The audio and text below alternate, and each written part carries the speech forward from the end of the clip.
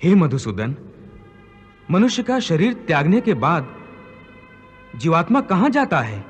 मानव शरीर के त्यागने के बाद मनुष्य को अपने प्रारब्ध अनुसार अपने पापों और पुण्यों को भोगना पड़ता है।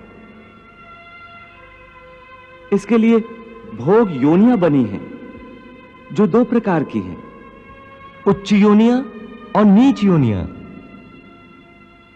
एक पुण्य वाला मनुष्य का जीवात्मा उच्च योनियों में स्वर्ग में रहकर अपने पुण्य भोगता है, और पापी मनुष्य का जीवात्मा नीच योनियों में नरक में रहकर अपने पापों को भोगता है। कभी ऐसा भी होता है कि कई प्राणी स्वर्ग नरक का सुख दुख पृथ्वी लोक पर ही भोग लेते हैं। इसी लोक में? वो कैसे? इसे तुम यूं समझो अर्जुन कि कोई संपन्न मनुष्य है, महल में रहता है, उसकी सेवा के लिए दास दासियां हर समय खड़ी हैं।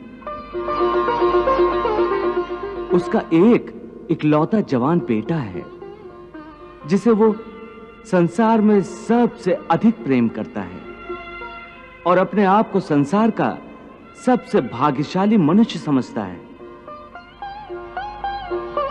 परंतु एक दिन उसका जवान बेटा अचानक किसी दुर्घटना में मारा जाता है। दुखों का पहाड़ उस पर टूट पड़ता है। संसार की हर वस्तु उसके पास होने के बावजूद भी वो दुखी रहता है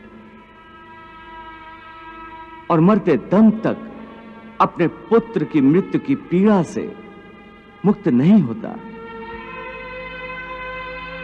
तो पुत्र के जवान होने तक उस मनुष्य ने जो सुख भोगे हैं वो स्वर्ग के सुखों की भांति थे, और पुत्र की मृत्यु के बाद उसने जो दुख भोगे हैं वो नरक के दुखों से बढ़कर थे, जो मनुष्य को इसी तरह इसी संसार में रहकर भी अपने पिछले जन्मों के सुख दुख को भोगना पड़ता है। वाह प्रभु वाह!